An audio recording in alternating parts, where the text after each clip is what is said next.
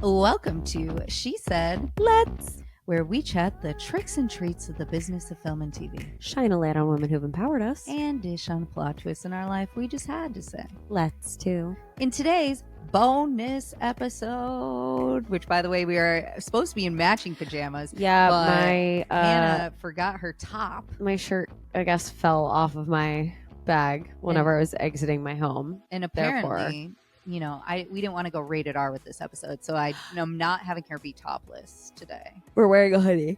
Although I'm sure most of you would be totally into that. Free the nipple.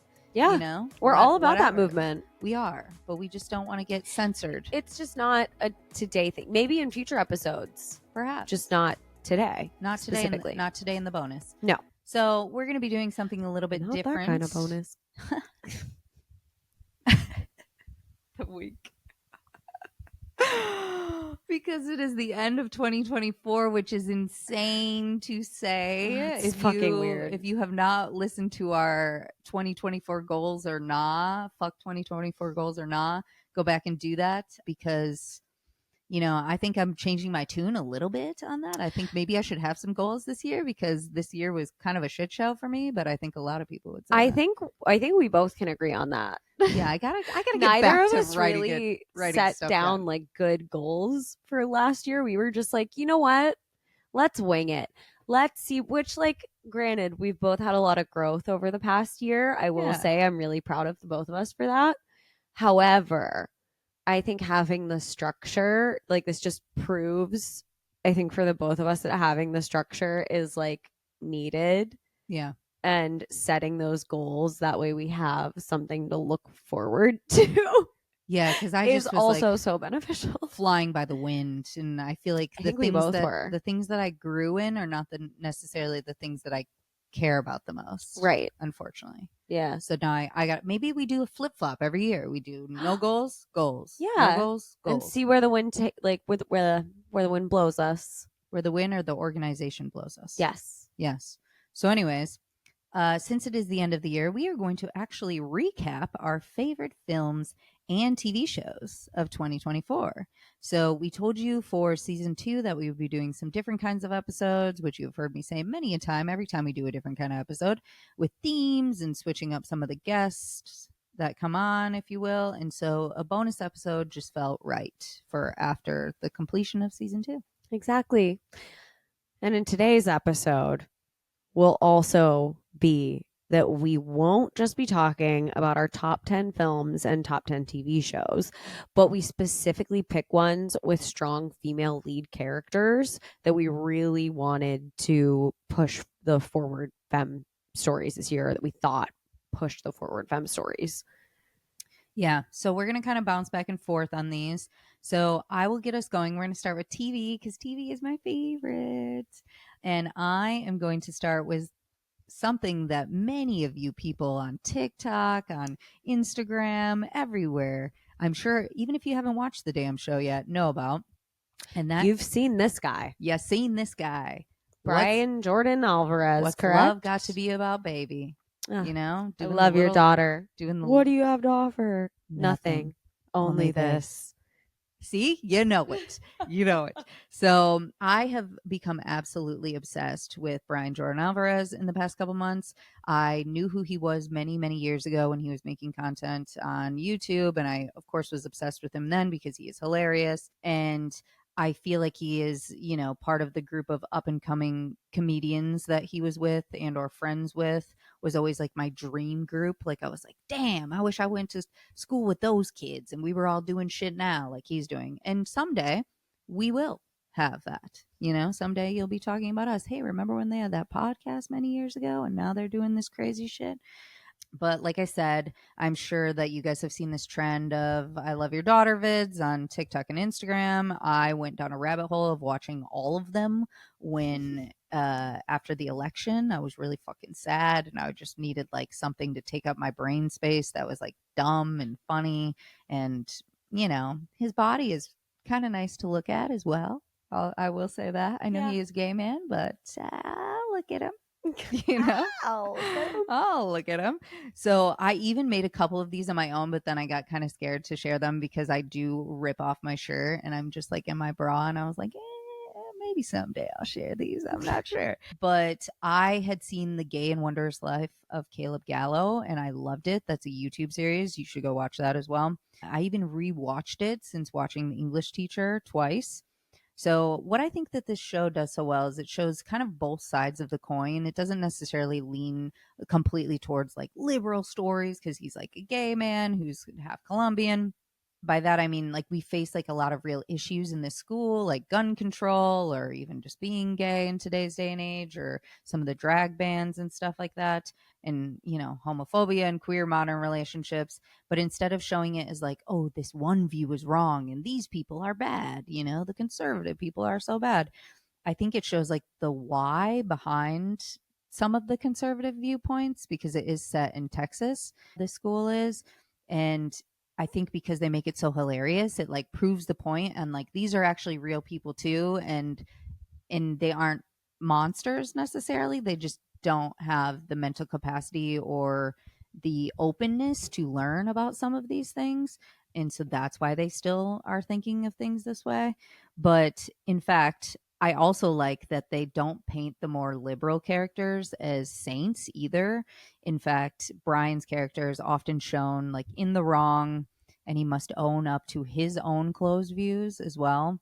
Like a kid asks him like how do I be gay? Like, I don't need to come out. And he literally is just like, it's 2024. You're fine. Just go out. Everybody loves gay people now. I don't know how to help you, which is like not what you would expect that scene to be. And I thought that was kind of funny.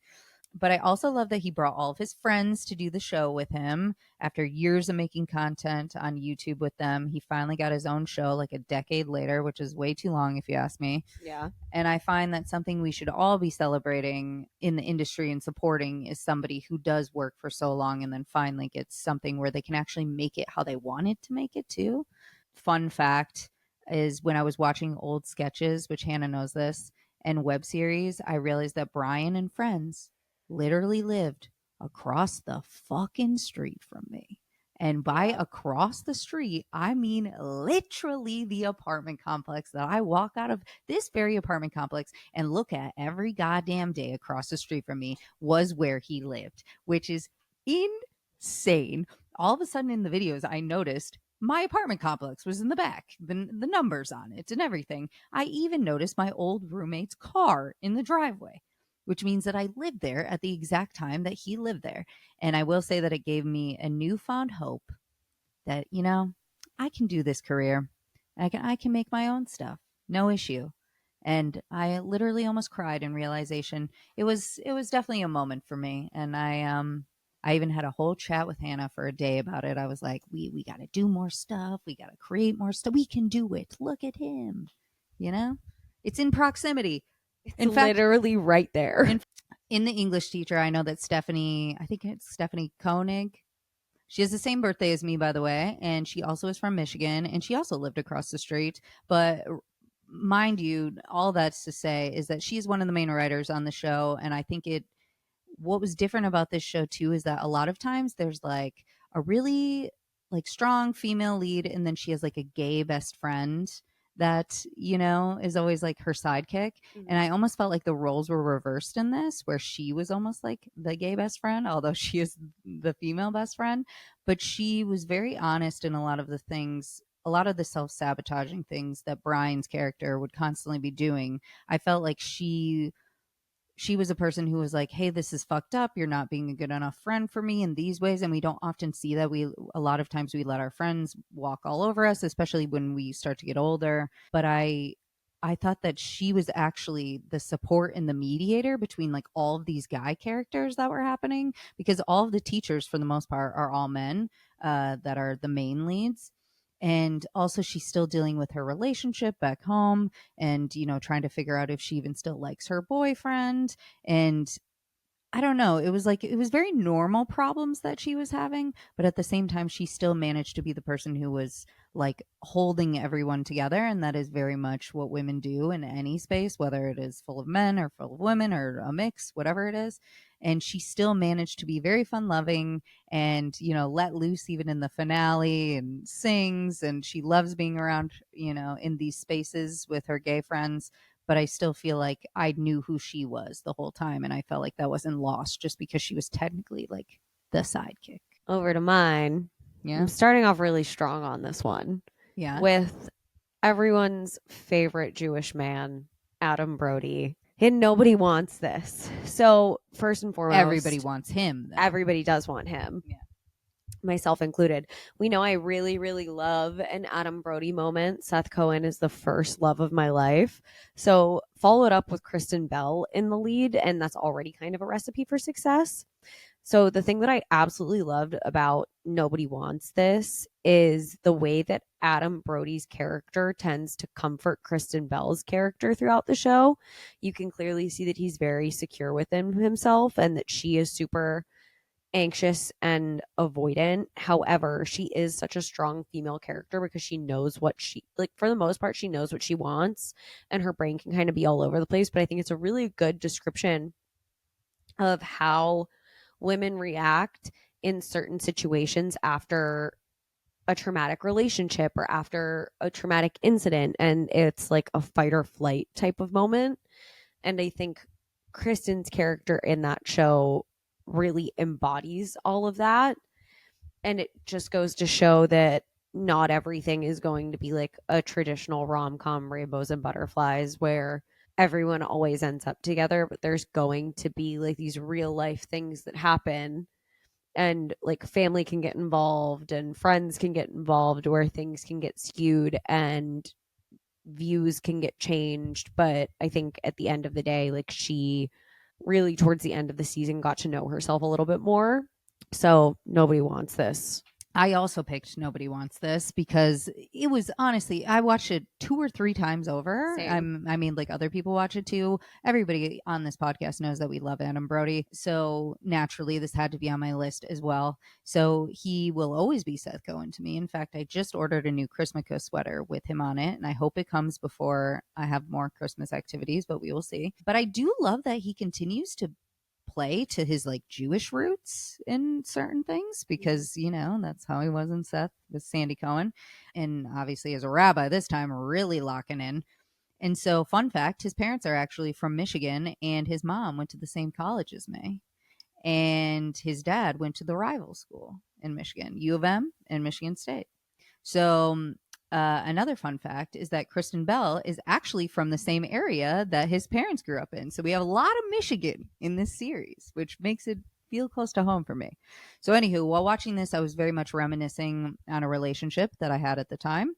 I related so much to Kristen's character and how mentioned that I've always been really scared of being vulnerable, I think, enough to have a healthy relationship and not have boundaries up and be guarded in the ways that, because being vulnerable is fucking scary. It's terrifying. Obviously. So scary. I mean, I feel like I can do it in my writing, but like in in real life, time, it's a lot, Also, the open communication and her fact that she was able to be like having her talk about her fears of abandonment and also being loved, even though I am at times like her, messy in these things.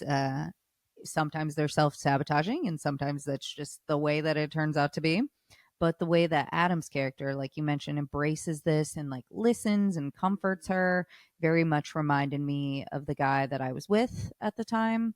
And so, of course, I made him rewatch this with me as well. We kept being like, oh, that's me, that's you, whatever. But it broke my heart that something like religion was keeping these two apart, because I am from a place in Michigan that very much thinks of those things. I could see how it could happen. Like even people who are like Catholic and then Christian Reformed were like, oh, I don't know if we can get married. It's like, yeah, same fucking shit. I don't know.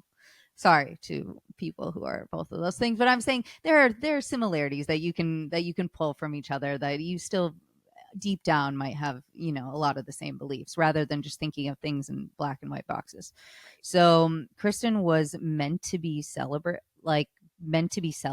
for all to see. I felt like she was so strong. She had this cool podcast, like us, and she was successful, and she never deserved to be hid. And that like really broke my heart when I saw that she was like being hid by this person who seemingly seemed so supportive of her in so many of the episodes. And I really do hope that when season 2 comes out that she gets the credit she deserves. I will also say that Pat Regan wrote on this show, and I love Pat Regan. He has the podcast Seek Treatment with Kat Cohen, and so he also shows up in a later show that I talk about. So I'm just loving all of his writing. Good for him in the writers room. Next one I'm going to go to is Monsters on Netflix. And I know this is a strange choice, but to be totally fair, and I would like to note this because I didn't note it before, but I haven't watched too many new TV shows this year solely because I just have not had the time. I've had more time to sit down and keep focus on movies rather than series. But this one was one that really stood out to me because I love the Menendez brothers case. And I think it is, well, I don't love it, but I find it very interesting, and just like many others do. The thing that really stood out to me about this show that I didn't originally know was Leslie Abramson, their lawyer, was one of the like 2 women who continually fought for them because she heard them and actually believed that they were abused by their parents and that they were doing it as a form of self-defense and a way for them to actually survive, and out of fear of them being killed by their parents. So I feel like she was the one person who was just constantly willing to risk it all. And I mean, she even stopped being a lawyer after that for a while because there was so much unfairness in the case. So it was her and their aunt who just continually fought for them and wanted them to be free from this insane thing that happened because they were abused by their parents. They were raped by their father, which is fucking disgusting. I'm not gonna lie, I don't know anything about this, so I'm just like listening to you being like, okay, well now I need to like I Oh, don't know anything about the case, I don't know anything about the show. It has been on my list for a long time, but I have yet to it's watch it. really, really great. I highly recommend it. Well, all of this will make sense to me, I guess, after I after I watch it. Same for any of you who've yet to watch this show. Spoilers. Well, It's been out for a while, this whole so thing is going to be full of yeah. spoilers of all of our stuff. So if we're talking about these movies and TV shows, there's no way for us to talk about them in depth without having spoilers. True. So the next show, which Hannah, I don't even know if you've seen this show before, but I don't know. I was reading some of yours and I was like, I don't know what like half of these are. I am currently making so many people watch this show because it's so addicting. It's called Tell Me Lies. Oh, yeah. I've heard many things about this. Yes. So I believe it's on Hulu, which, by the Mhm. way, Nobody Wants This is on Netflix, and The English Teacher is also on Hulu and FX. We should mention these things so you can go up and look, or so you can go look them up. I did mention mine. Oh, perfect. So I have told just about everyone in my life to watch the show. As I mentioned, I first heard of it on one of my favorite podcasts, which I actually just mentioned, Seek Treatment, the one with Pat Regan. And I got drawn in by how hot they said that the sex scenes were. So under those pretenses, Of course you I did. decided to watch it because I am naturally just, horny as hell all the time. So I had to check it out. So, but it delivered so much more than that. I will tell you. I love how the characters are basically in college in the 2000s at just about the same time that I was in college. So it felt like so nostalgic for me. Like I had the same, phones that they had at the same time. I was wearing the same clothes, like all of these things.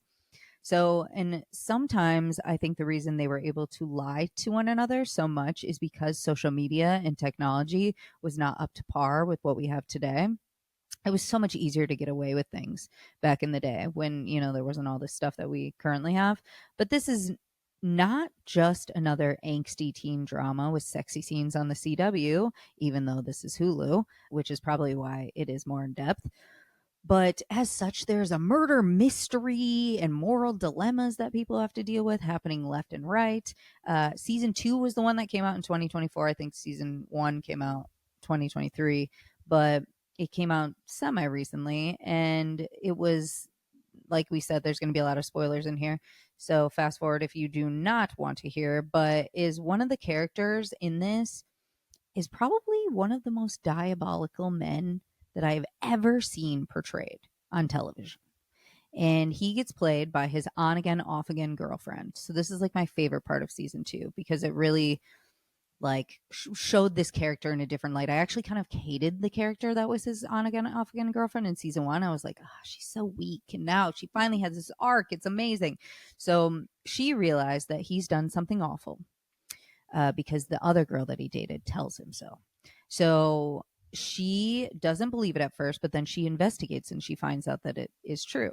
So then, knowing him so well and that he will never break up with her on his own, she takes away the thing that he wants from her the most, which is her dad's recommendations and money, because her dad is like this really powerful like lawyer and has this firm and stuff, and this guy wants to be a lawyer and is going to law school and all of these things. So she acts like she's on the outs with her dad and that she's failed this big test, like the whatever the fucking test that you have to take to be a lawyer. I don't even know what the hell the L stats or The bar? Yeah, maybe that's it. Yeah. She failed it and that they won't be going to grad school together anymore. And so he, of course, cheats on her and then breaks up with her once like all this stuff is transpiring because all he really wanted had nothing to do with her as a person. And at the very end, we see a sequence of events that show she had been planning this all along and was indeed lying to him as well. So he fell right into her trap, and that is the intelligence of a woman over a man. Okay? We play the long game, and we don't lose in the end. We just make you think that we lost. And that's fine enough for us because we don't have the ego surrounding the fact that we need you to know that we won. We just need to know it for ourselves. Yeah. And her life is going to be infinitely better. She actually passed the goddamn test. She's going to grad school. Now he's not going to grad school because he didn't even get the recommendation from her dad and he has no fucking money. So if he doesn't have this, he's not going to be able to go because he comes from a different kind of family. And he did all of that just so he could sleep with his ex-girlfriend now. And she knew that was going to happen. So sucks for him. Ha ha ha. We'll see what happens in season 3 because he retaliates in many other ways, not against her, but against some other people. So okay. I need to watch this. You do. It's crazy. Okay. That'll be for the plane ride tomorrow. My next one is kind of another one that's a little off. Baby Reindeer on Netflix. I did watch that recently. I loved this show, and I also love a delusional woman. So listen, do I think she was in the right? Absolutely not. However, do I find her delusion incredibly entertaining and wildly inappropriate? Absolutely. She's a woman who went to the world's end thinking that this man, who was her bartender, was in love with her. Gave her cokes. Like cokes. Yeah, that's it. This girl was sober. She's just delusional as all hell. Which, like, go off, queen. But then very mentally ill, obviously. Extremely mentally ill. Because then she started to try to blackmail him. Never dated him at all. Just really pushed it all out in the hopes that he would love her, including a restraining order in a court case. But I mean, she did attack his like girlfriend or whatever at the time too. Yeah, delusional as all hell. But I love a woman with a plan. So love that and hate that for her. But we really do love a woman who goes to the world's end for what she wants. And she is also the definition of stay delulu. Even if it doesn't become de true. Yeah. And she said she was guilty about everything at the end too. Yeah, so she admitted the shit. She was like, yeah, I did it. Send me to jail. Yeah. Go off, queen. You chose it. You like, chose your fate. Don't do that to people, but like, I love a show about it. I'm sorry that guy had to go through that. The actual lead character who wrote the show. I know. And actually went through that in real life, which is insane. I'm so sorry that you went through that. If you're watching this, you're probably not. But like, if you are. It also, I will say that show did inspire me to write about some of my recent experiences with dating trauma. Mm-hmm. And so I am going to be using that as somewhat of a comp for what I do. So, You so thank should. you. So thank you for right. And somebody said it to me when I was telling them the idea for what I was doing it, and they were like, "Have you seen this?" And I was like, "I gotta watch it." So I did, So good. and yeah. I am going to talk about Hacks, which is on HBO, otherwise known as Max, but I refuse to call it that. It's HBO. Yep. So season 3 is what we were talking about now. Holy hell, this season. Their budget went up. You could tell. Our characters are in so much different places than we've seen them in before, I feel. We got very entouragey in this season. Ooh. With the whole with being in the industry more, because I think before we were in Vegas and she was Mm-hmm. kind of more washed up, if you will. This is not what I think. This is just how they portrayed her. And now she's like really at the top of her game, Deborah Vance, I mean. But it also goes to show that no matter how successful you are or how much notoriety you get, your issues often become worse, which many people talk about. But I still am not afraid to still make me successful. I'd rather have bigger issues if I can have that. But I think we've mentioned this before. I literally just mentioned it earlier, but Pat Regan also writes on the show, and he actually made an appearance as the bellboy in the first episode of this season. I Oh was my so glad to see him God. as acting in this. It was hilarious. Anywho, what I loved about this season was the shift in Ava's character. For 2 seasons, we've seen Deborah drilling in these lessons to her to be more like Deborah and teaching her the ways that she was able to survive in this industry after all of this time, of course, at a different time than Ava is currently going through it. And sometimes I feel like when people have mentors, because this industry changes so quickly and technology changes in it, how marketing happens changes in it, and ideas change in it about what women are and how valuable they are to this industry. I Ari, because of that, sometimes I think some mentors think that they're helping, but they actually don't really know how to help because things are so different nowadays. And that is kind of what I see a little bit in Deborah and Ava's dynamic.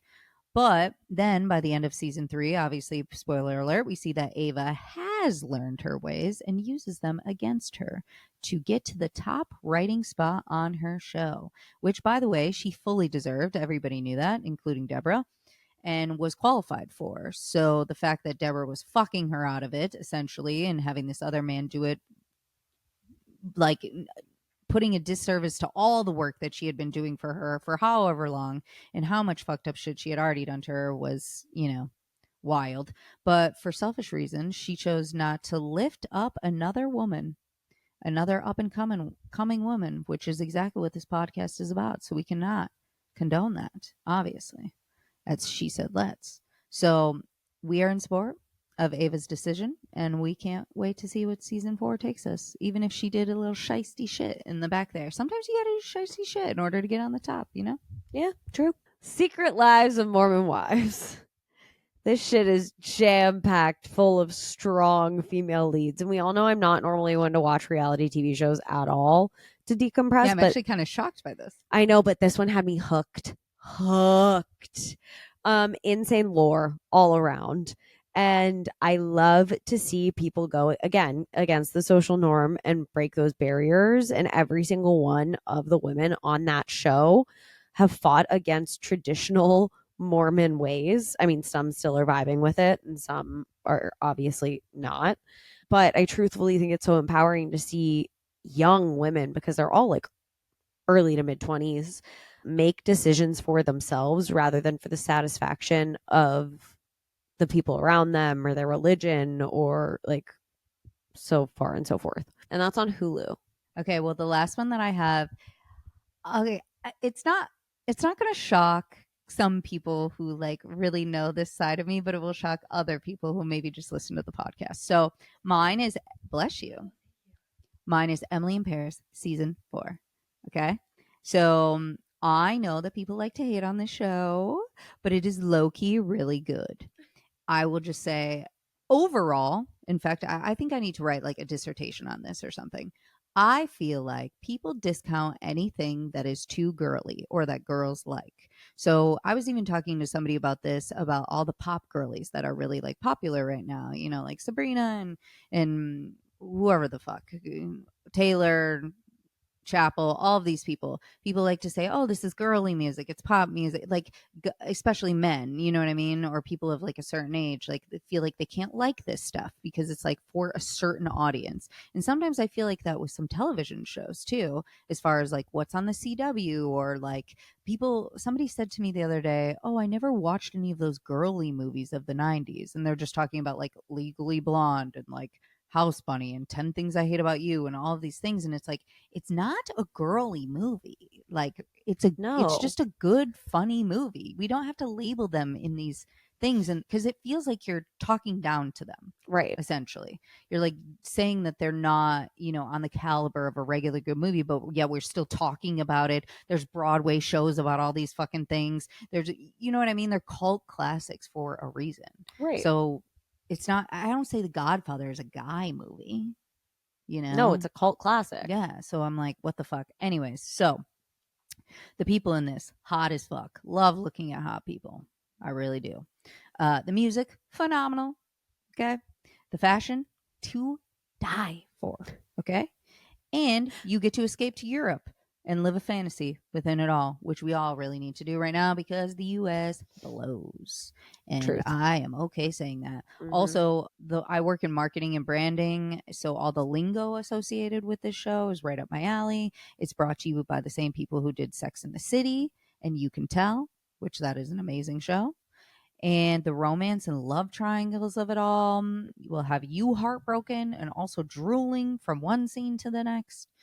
I also love how in between all the romance, it shows everyone's profession and dreams, and that although these people all come from different countries, because most of them are like transplants to Paris, they can still come together and support one another and become like a family in this place that where most of them have no family. Mm-hmm. And I really relate to that, having chosen family in LA, and a lot of people that are living here are not from here.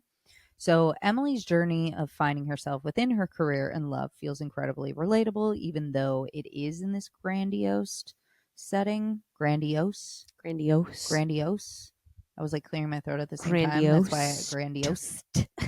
Toast.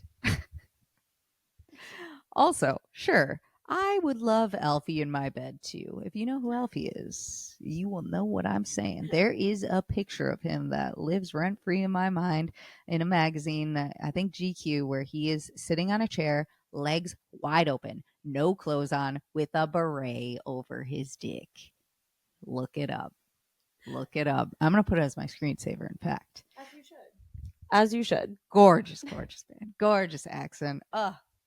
Love him. Anyways, I'm also not too sure why she doesn't ever pick him. Like, she picks him for a little while, but then she goes back to whatever his name is. And I'm like, foolish girl.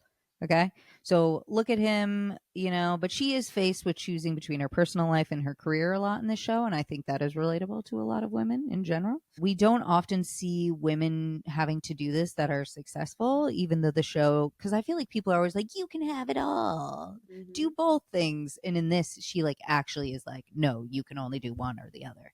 Even though the show also does a great job of showing her failing as well at both of the things, which I think is something that we might have even said in the Fuck 2024 Girls or Nah, where I said you can't do everything well. You can do some things well, but you can't do every part of your life well at the same time. It's like impossible. And I think the show does a great job of showing exactly what I was just talking about. So that's our TV shows. Beautiful. Now we are moving on to our movies. Okay, we're going to start off again pretty strong with Anyone But You. I think that this was so anyone but you. So I think that, first of all, Sydney Sweeney is so incredibly intelligent in terms of production and direction and in the acting world in and of itself. So I think that every single thing about this film was pure gold, including the marketing behind it and her and Glenn Powell really, really dipping into that and feeding into it. So Sydney's your skin. They brought that back. They brought that back after I brought that back 2 years ago. So thank you again for bringing it back. Natasha Bedingfield deserves all of the flowers. All of them. Sydney's character is a girl who is literally just trying to figure her shit out, all while everyone around her in her brain seems to have it figured out. So, like, relatable queen. However, she's figuring out what she does want, and she's independent enough in her own right. So she's outgoing and she strives for the best while also trying to prove that she can win. So again, we love a woman on a mission. And in the end, she does win. She does. And also, this movie was just so good. It was. They really brought back what a true rom-com is meant to be like. It's supposed to be silly, it's supposed to be goofy, it's supposed to be funny, it's supposed to be lighthearted while also being heartfelt and make you feel a lot of these emotions. Like, you want to laugh with them on screen. You want to feel frustrated whenever they feel frustrated. And I think that it really, the entirety of this film embodies all of that. The conflicts weren't like too serious too. I think sometimes rom-coms really try to make you cry. Yeah. And I don't know if right now we want to cry. No, I think You that it know? was so well done. Yeah, I watched it several times, and I'm not much of a Same. rewatcher, honestly. I So, am, but well, I know you are, but I'm just Yeah. saying it's shocking for me to want to watch something multiple times. yeah. So I'm going to start with something that's absolutely not like that movie at all, which is The Substance, the movie of the year. Mm-hmm. If we will say that. I need to see this again, but I saw this in theaters and I was amazed by the beauty and the grotesque of it all. Granted, I saw it in a smaller theater, which I was kind of upset about, but I didn't realize it was so small at this one. It was the timing of it all. I meant to go see it at the Grove and then it was like sold out, so I was like, fuck, we got to go somewhere else. But anyways, it was packed and it was actually really fun to see this movie with an audience because other people's laughs would then make me laugh too, even if I wasn't going to laugh at a certain part. Just the fact that somebody else found that part funny was like, yeah, I guess that is kind of funny. And I haven't been in like a theater that's like literally every seat is full in a while, except for another movie that I'm going to talk about later. But however, as someone who is also terrified of needles, I did have to shield my eyes quite often in this movie, but because I literally can't even look at them, so I kept feeling like I was like, maybe someday I'll be able to watch it in its entirety.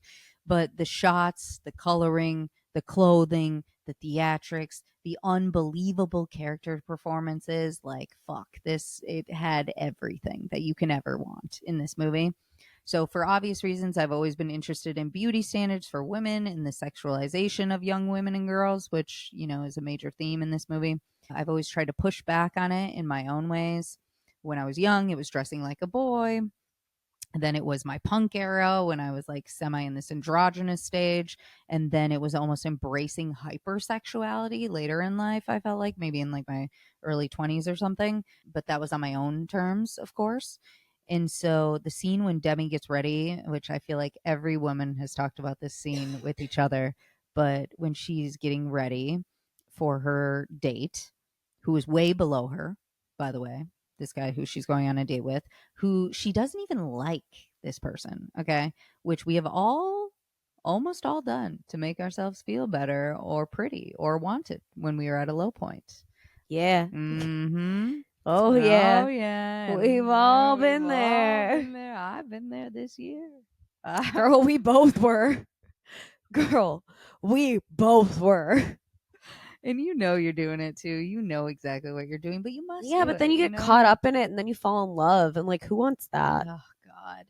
So then she continues to look in the mirror and re-put on her makeup or change her hair until she destroys her entire face and body. And like I said, every woman has done that, maybe not to that anger extreme that we saw in the film, but I have definitely stared at myself in the mirror for more hours than I can count, picking apart like every fine line, every blemish, hair mismatched, eyeliner, etc. And I have felt ugly on the inside and the out. And consumerism definitely works on me. I will say that. Now I call it art. I call it aesthetics instead. So Demi's character is metaphorically and literally killing herself in this movie, but she is still fighting to be loved by basically literal strangers until she basically blows up and then disintegrates to goo. And that is not a metaphor. It is beautifully tragic And I feel like this is a film that we will be talking about for years to come. It's definitely going to be a cult, not even a cult classic, because everyone's going to love it from the beginning. And the director, Caroline Farget. Fargo. I honestly don't know how to say that, so I'm really sorry about this for the future when she does a million other amazing things. But she is a brilliant genius, and so not only do we have an amazing story about women in the film, but behind the line as well. Oh, I love that. I have yet to see that one. Can you see it with me for the first time? Yeah, I'll wait to watch it. Okay. Okay, Because I'll wait to watch it for whenever I come back. We can have a day. Yeah. Okay. Okay. Yay. Okay. Next, and this is, I mean, truthfully, this is one of my a new iteration of one of my favorite films, and we've talked about this on the podcast many a times, but in Jerry's episode and many other times. Beetlejuice, the second iteration of the original Beetlejuice. The entirety of the lead of this cast, aside from Michael Keaton, it's such strong women, all people that we've talked about numerous times on this podcast. Winona Ryder, Jenna Ortega, Catherine O. motherfucking Hara are queens. Two of them back better than ever. New addition to the fam with Jenna Ortega as the daughter.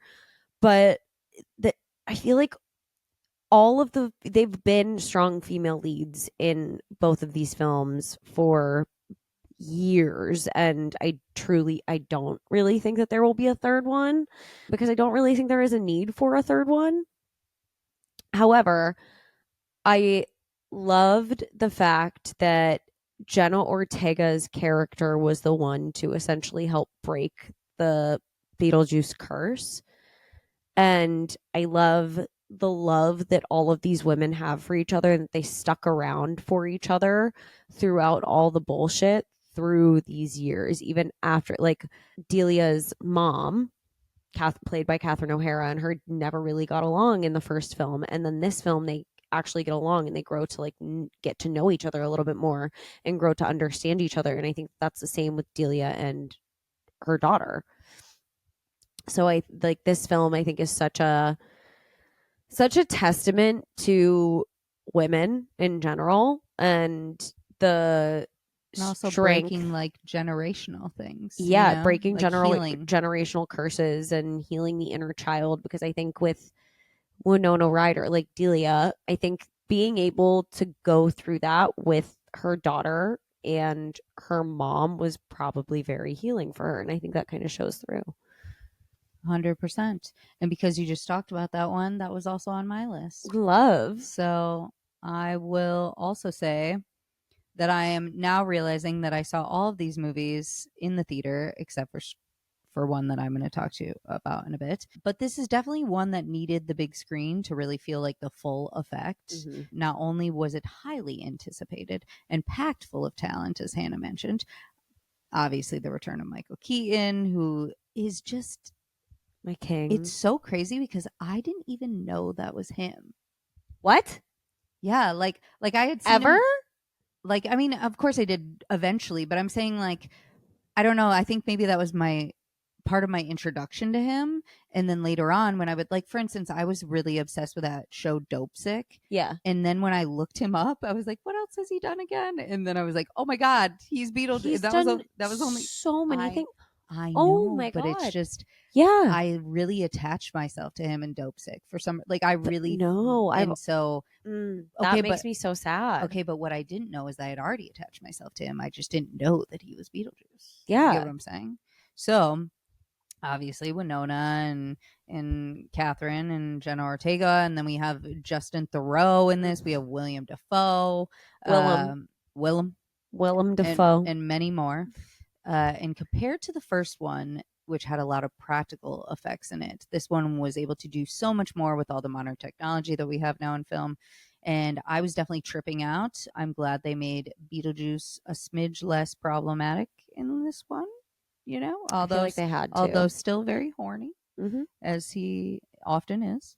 But I feel like they gave Winona's character like a little more agency in this. And, possibly it's because of what you talked about, having her daughter there made her feel like more of an adult around Right. this person. And considering she is older now, but I feel like sometimes when you go through a traumatic thing and then you are put through it again as an adult, you often revere back to feeling like a child. Mm-hmm. And in this case, it was impossible for her because she had someone to protect as well, Right. beyond herself. And so I felt like the three generations of women made me so happy, as you mentioned, and there was a lot of healing going on there. It definitely gave me more of like a Halloween Town vibe, which I think we talked about in our Spooky Girlies episode, where like the grandma, the mother, and the daughters are all like get together to like fight the big bad guy or whatever. It Yeah. was like giving me that. But the one thing I could have done without is the quick passage of time at the end. Hannah just said that she doesn't think there needs to be a third one, but I would actually enjoy a third one. And I feel like because of what they did at the end of this, it makes it like I could have done without that and just like ended in a different way and then watched whatever they did, whatever they flashed forward into in another movie. But what can you do? You know? What can you do? Next, we're going to go the new Saturday Night movie. I talk often about how much I love Saturday Night Live. And after seeing this, seeing the OG women of SNL, the powerhouses of comedy, aside from all of the shit that went down on the OG set of Saturday Night Live, like all the drugs that were thrown around and all the bullshit. And I think it was a testament to Lorne Michaels as a creator. Granted, I love anything and everything that he does, but seeing that was also just showing me an appreciation for women in comedy while also seeing all of the bullshit that they went through and the growth that it has taken to get to how the women are treated on that show now with so much more respect. I think that was just a testament to show how fucking hard it was to be a woman in comedy in the 70s. Yeah, and what's funny about that is I actually just listened to a Las Culturistas episode that had Anna Gasteyer on it, Ooh. and she was talking about that very thing that she and they were talking about in general about how it was around her time in the time like that was when women started to be actually the fixture of what Saturday Night Live was, because that was when all of a sudden we had Maya and Kristen and Amy Poehler and Mm-hmm. Tina Fey and all of these people started coming up on it, and then nobody really, I can't even tell you like a lot of the guys that were on during that time, because in my head the main like funny things that I remember seeing a lot of that time were from the women. And she said that during that time, she thinks that's when they started getting a lot more respect, and they have since then. But Well, that even wasn't even until what, like the early 2000s, yeah, the late late 90s, 90s. early 2000s, because that's around the time of like Debbie Downer and like Dunice and the fucking bubble sketch. And like the only men that I can really, that are coming to the forefront of my mind from those seasons are like Keenan Thompson, who is still on the show to this day, and Well, like was Fred Will Ferrell Armisen. that? Will Ferrell was late 90s, I Oh. think. What about like Andy Samberg and Andy stuff? Samberg was early 2000s. He was a Yeah. part of that era. Well, my next one is Strange Darling. And I watched this a little bit later than most. This is the one that I was mentioning. That was the only one that I did not see in the theaters. And by the way, in fact, I'm now realizing when I was writing this that I watched every single one of these movies very high. Like I took an edit, which is not my it's not my always state of being. Right. But when I was watching these movies, I took an edible before each one that I watched, and I highly recommend watching all these movies. I have said doing the same. If that is your jam, no pressure. If it is not, No no pressure. pressure. So I went in with not really knowing anything about this movie or the plot in this, which then gave me great surprise. I will tell you. at some of the twists and turns. And usually I can guess when things are going to happen. In fact, I'm kind of annoying to watch some of these kind of movies with, because I will guess and I'll be like, do you think this is happening? And then like 30 minutes later, that is exactly what is happening. And people are like, God damn it, I don't want to know. I just want to watch the movie. But I will always be guessing. So when it was revealed, because obviously this is going to be another spoiler, when it was revealed that the two of these people were not indeed on a first date, and that the guy actually wasn't a serial killer that we almost kind of were led to believe that he was, and that it was actually her, and that this was all a bit of sick and twisted cosplay, I was losing it. I was like, wait, what? Because I felt like we had just watched so much of a movie being so like in suspense. Like, when is he going to murder her? She's such a dumbass for getting in this situation. How does she not know that he actually is a serial killer? At one point, she says, you have to promise me you're not a serial killer. And he goes, I'm not. And then it basically shows that he is, right? But then at the end, we learn that they've known each other this whole time. They're like dating. This is all like a game. They weren't even, it was just cosplay, which is crazy to me. I was like, what? And then to make matters worse, we actually learned that she is the serial killer and that he doesn't even know it the whole time they were dating. Okay. Which is nuts. So then we go through, and the fact that she never killed women in this entire thing, but then at the irony that in the end of the movie, a woman kills her, is amazing. I didn't watch this one yet. Okay, well, you must, because it is the scene at the end where she dies, okay, was such a great acting performance. I've almost never seen anything like it. It made you feel so uncomfortable to watch her bleeding out for such a long period of time, especially with someone who has like ADD or ADHD. I was like, You're this like, is what's happening. When fuck. is it going to end? What? But at the same time, I was still couldn't take my eyes away from it. So I also love that the detail that she saw the devil in these men, and that was the reason why she felt compelled to kill them. It was basically like she doesn't see the devil in women. So every time like she was about to kill a man and a woman was like in the presence, she'd be like, go off. I won't kill you, but get the fuck out of here. Don't let me see you again here. Don't tell anyone about this. And then she let them go, all the women that Oh, were like, queen. but then when she would see the men, she saw the devil in them. And that's why she had to murder them. And you know what? I often see the devil in men too. So, but I'm not saying I kill him. I've never killed anyone, but which you you should all assume is the standard here. The fuck. But the fact that she never actually gives her body to the guy that she's dating, by the way, they're dating for forever and they have all these cosplay things, and she never fucks the guy. Okay, which is wild. I found it Honestly, iconic. I found it so annoying at first because I thought they actually were dating. I didn't know she was a serial killer. So I was like, why is she being so weird about this? Like, just fuck this guy already. But then in retrospect, it all makes sense with her in the goal of eliminating what she believes to be the evil in the world, which is to her men. So she would never want to give herself to someone that she believes is evil. Oh, okay. Because that Go she off, sees queen. that's what they really want. Right. So that's the thing she's not going to give them. So she was also so fucking ruthless in her kills. Like, she doesn't just like shoot someone dead or something. She was really like gutting these people like animals, which I found wild. And I don't think that we've seen such a female serial killer like her before. And so this is definitely one you must watch this. I mean, it makes you sick, but you got to watch it anyways. Okay. It's on my watch list. Next for me is Gladiator 2. Never seen this one. This one was so good, and honestly, A+ cast as well. I mean, I've watched the original Gladiator and I loved it. However, this one, and people had mixed reviews. I loved it, loved the storyline, but I want to talk about the character of the queen, or the mother slash wife, mother of Paul Mescal and wife of Pedro Pascal. Great, great duo, by the way.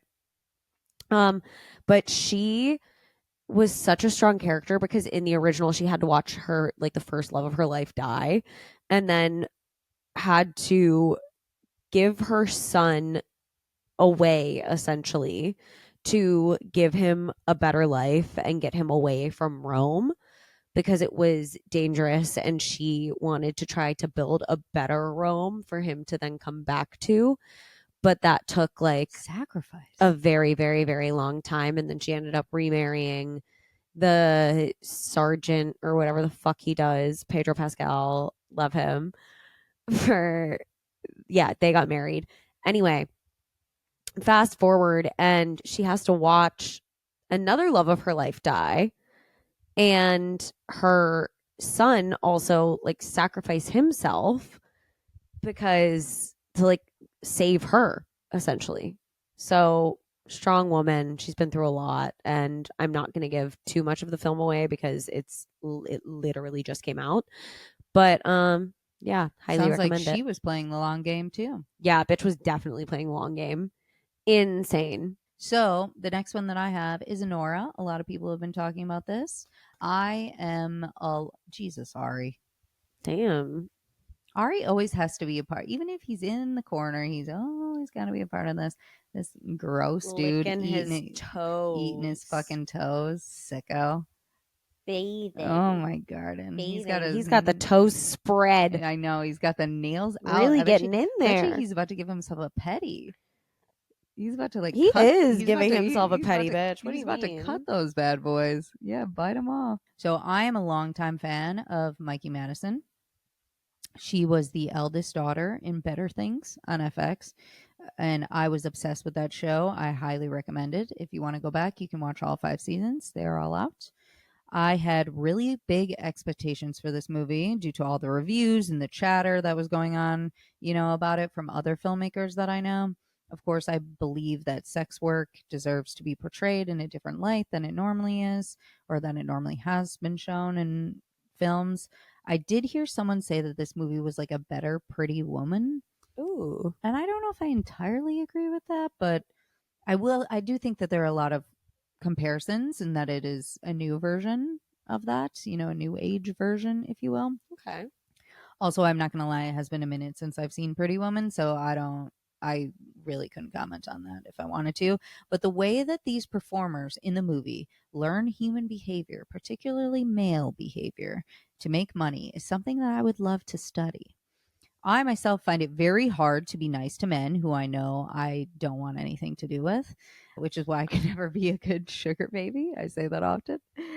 The way that the performers are portrayed, also, as far as like shot wise, is also incredibly respectful and beautiful, in my opinion. Whereas it could have gone kind of wrong because a lot of the scenes are like in a strip club or like, them giving lap dances and they're talking to someone during it or whatever. But I always felt like the focus was still on the story or the person or what they were doing. Obviously, they were great to look at as well, but I'm just saying the shots were more respectful than I've seen in the past. I just felt like they were more interesting to look at than anything.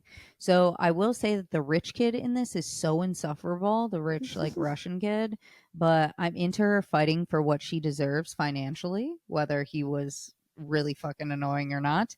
Also, the literal fight scenes that were in this were so funny.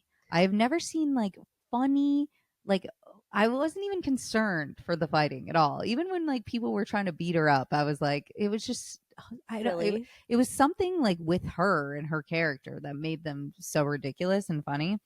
The coloring in this is very dark and gritty. It's like very that, but then also euphoria at the same Ooh. time. And everybody knows that I love to talk about coloring. It's very important to me for my visuals to be satisfied in my brain as I'm watching something. I am obsessed with Mikey's accent in this and the way she becomes somewhat of a chameleon depending on like who she is around. I think that's a survival skill that she has Mhm. that's really great and portrayed in this movie, whether she has, a top education or whether she had a good job, even though she is a sex worker. I felt like they showed her as a very intelligent human being, regardless, which was good. And it also shows the wealth disparity and what money means to someone struggling with it, like she was, versus the snob idiot who was like, throwing money at her. And yeah, I don't know. I thought it was a great movie. I don't know if I'm obsessed with it in the ways that a lot of people that I'm seeing are like, this is the greatest movie of all time. But I did think that she made the movie. If she wasn't in it and if her character wasn't portrayed how it was, then there would be no movie, essentially. Okay. Another one I have to watch. Yes. Last, certainly not least, we're going to talk about Twisters. Because I did Google Glenn Powell in a cowboy hat a lot over the summer. But Daisy Edgar Jones I feel like she was so slept on as an actor prior to this, but this gave her a lot more track. I mean, aside from Normal People, which is another great film, but this one, she is such a badass bitch surrounded by all of these men who, like, the field that they work in with the tornado chasers and like twister chasers is so male dominant. It is such a male dominated field, and she has been doing this since she was a teenager, well, in the film. And I think seeing that, one, again, very empowering, and seeing her fight the good fight and continually prove everyone wrong and just be like, no, I think this is right. Like, she has her head on her shoulders and she studied this shit and she knows her shit. And she proved that over and over and over again throughout the entirety of the film. And I also love that they didn't focus heavily on the romance aspect. Like, they really focused on her character and the backstory. And I love that. You don't see that often, especially in a remake of a film that was not necessarily like that. Well, yeah, it was all about like her scientific goals and her saving her town and the people that she loved, not necessarily romantic wise, but just like the place that she loved to grow up in, right? For the betterment of the people. And what I think was really cool about it that they portrayed is a woman's intuition, because like something as simple as, you know, her watching like the plants move or something is like things that doesn't feel logical, right? Like it's like an explanation you give someone. You're like, I just feel this way, and it sounds silly to say I feel this way because of a certain thing. There were also times within the film itself where she was like, I just feel it. Right, but I'm saying like you just know. But like men don't say that. They're like, oh, it's because of X, Y, Z, whatever. Like they don't say, oh, I just felt it. You know, they like have to give an explanation, and that's why they oftentimes they didn't want to listen to her, or like, you know, thought she was silly or whatever it was. Thought she was being stupid, when in reality, some people that just wasn't had the case. You know, and a woman's intuition is strong. Very Never second guess a woman's intuition. Never. Just saying. My last one is arguably what I think is the movie of the year. I mean, I don't even think that's arguably. It's another one that I haven't seen yet, but I've seen enough clips of it on TikTok. I do need to go see it. However, I feel like I will feel the same exact way because this is one of my favorite musicals of all time. Okay, guess what? It's called Wicked. And I've never even seen it on Broadway. Yeah. Yeah. Yeah. So, yeah.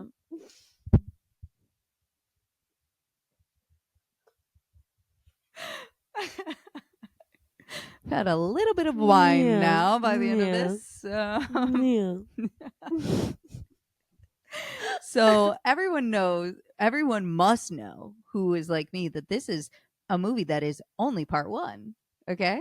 There is a part two that will be coming out next year. It's already been filmed too. It's already been filmed. They're in post-production, ladies and gays. But also, this movie, 2 hours, 40 minutes long. Yep. Okay, 2 hours and 40 minutes. Yeah. And all I can say to that is you will never notice because you will be stunned the entire time. Okay? Enough time for me to eat about 25 snacks. I've never ate so much food as I ate during this movie. Oh, okay? Yeah. And give myself a proper stomach ache. I ate nachos. I ate 3 different kinds of candies. I had a slushie. I also brought an alcoholic drink into the movie theater with me. Yes, I take shit in my purse. And if you're not taking shit in your purse, you're a fool. I ate a popcorn. I ate all of these things in 2 hours and 40 minutes, and I had already ate before. Yeah, that was that. Yeah. But I have never seen the Broadway show, as I mentioned, but of course knew some of the songs, because who cannot know some of the songs? Popular. You're gonna be popular. Hmm. Ah. I knew you were going to do it, so I held space for that. I let you do it. I said, I'll pause. Holding space. Holding space. So the origin story was so much more interesting than I knew it could be, because like I said, I obviously have seen The Wizard of Oz, but I had no idea this different iteration. So it was a proper tale of not only how the world villainizes women and tries to metaphorically or truly burn them at the stake, but I will also say on how the government silences anyone who is different or eliminates them. So the whole part about the animals being caged so that they will never speak was heartbreaking, because it is too real. And the way that they treated Elphaba for being born green and the strength that she exudes when things get hard was so inspiring. I literally didn't know any of this animal stuff. Honestly, when the animals started coming up and they were talking, I was so confused, because once again, high, very high. So I was like, what the fuck? Like, I was with my friend Francis, and I'm like, who has also been on the podcast, by the way, Francis Foster. I was like, wait, what is happening? Like, I just kept being like, I didn't know the rules of the world, in other words. So I like, everything was like shocking to me. I was like, you are teaching school? Yeah, The if you've never seen the original Wicked or aren't really familiar with like the lore behind the entirety of The Wizard of Oz and Wicked in general, because there's so much, you can go down rabbit holes for what feels like days I'm sure. on the entirety of Wicked in and of itself, on top of The Wizard of Oz. It was a lot for me to take in the moments when I was in the theater. So Cynthia, breathtaking, crazy. But the true surprise to me was Ariana, honestly. I had seen her in Victorious, of course. I used to watch it all the time when I was babysitting my younger cousins. They loved it. I knew her voice would blow us away, but it was actually the way that she embodied this character, even in every single like body movement, that stunned me. She was so hilarious in every single scene, and the hair flipping that she does absolutely killed me. I love a hair flip. Brittany, I love a hair flip, and same with her in this movie, hair flipping it up. A girl who is everything and is incredibly loved, but still lacks the natural talent of her roommate, who is seen as a leper, and therefore she is jealous of her, which is crazy, but incredibly relatable, which explains her later actions and her being so nonchalant when the Wicked Witch of the West is deemed to be dead. She was so fucking. When you watch the whole movie, after you see the beginning when she's like, yeah, she's dead, and she like flies down in her little bubble and shit, she's perfectly fine talking about it. Doesn't cry. She's almost like happy about it, weirdly. And then they're like, I thought you knew her. And then they go back into everything that happens, and it's like, holy crap, bitch. How could you not be more sympathetic when it happens? So much that goes on. I mean, I guess I'll know later on. Yes. But so if anything, the music and the visual effects will keep you thoroughly entertained. It just helps that within all that beauty, there's so much important messages to hopefully break through to the masses, because this was such a big movie. So sometimes when there's like a huge movie that everyone goes to see, if it has like really good themes in it, especially during this time when everything is very divided, sometimes you can, I don't want to say trick, but you can help people understand things through something that is fake but is incredibly real in real life. Mm-hmm. Obviously, when there's no green people in real life, but there are different other colors of people that sometimes are not seen the way that the other people are seen. And also with the animals are representing something else as well, not just animals and animal cruelty, obviously. So there's way too much hate in this world as we currently know it, and I hope that this movie helps give people a lot more empathy. And honestly, I can't wait to see it again. I need to go. Also, I will mention that I was sitting in the same theater as Lance Bass. I watched it with Lance Bass. I love that. He was in a pink suit and I was in all green. Oh, We could have recreated it. You should have. I have a picture with Lance Bass somewhere on my phone. Wow. Wow. That wraps up the year. It was a year full of great things. It really was a year full of great things. We had some really great episodes. Yeah. I for mean, you all. I meant film and it was a great year in film and TV, but us as well. Of course. Yeah. Well, yes, it was a followed- great year in film and TV, but it was also a great year for the both of us. We followed suit. We did. A great year for us podcasting wise. I don't know about. Yeah. Okay. We don't need to go that deep. We can go that deep Leave it to me. in future things. Yeah. 2020. Maybe 2025 will be our year. Fuck, I fucking hope so. I keep saying that about every year. I know. It ain't happening for me yet. It ain't happening for me yet. It ain't happening for others. But in tradition of what we did last time, thank you so much for hanging out with us today. And please, if you haven't listen and watch all of our other episodes, go back and revisit. If you're wondering about certain people that you're like, oh, I just listen to my friends on this, or I only listen to directors because I'm a director, go back and listen to some other stuff. You know what I mean? It's very interesting shit going on. Check it out. We're all entertaining people. We all work in entertainment for a reason. That means we got to be entertaining in some way, shape, or form. And hey, while you're at it on the app, scrolling through, whether it be Spotify or Apple Podcasts or YouTube Podcasts, wherever you really listen to podcasts, why don't you go ahead and rate us 5 stars and write us a little review? Because we want to hear from you guys, and we would love feedback and or constructive criticism and or just some love. Yeah. 5 for 2025. 5 for 2025. So, all right. Well, we will catch you in the new year. From She Said. Let's Let's catch you in the new year. catch you in the new Let's. year.